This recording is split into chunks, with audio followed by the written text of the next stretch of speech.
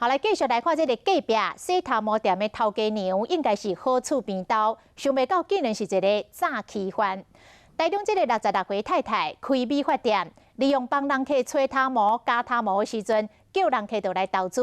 10多年来，敛钱将近3亿，参到伫隔壁老太太翁仔某的养老金，嘛拢去互骗去。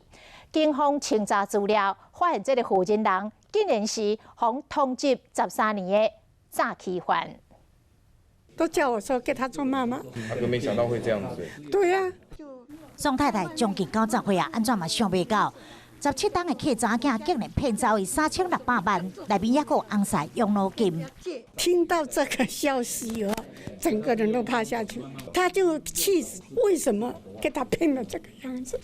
宋太太愈讲愈激动，讲到脑梗拢要电起来，甲有共款做过被害人超过30个。因所讲的姓寇负责人，92年到台中开设美发店，真侪妈妈阿婶拢是伊的人客，利用帮人客咧吹头毛的时阵，加入要投资美发补习班，甲房地产，说服人客出资炒股，投资100万，每个月就2万的红利。他就是表现出一副很慈眉善目的样子，假借他做善事的名义来跟我们调钱的。姓寇负责人用假名写照记，17档内吸金将近3亿，2个月前熊熊全无看到人，人去报警才发现，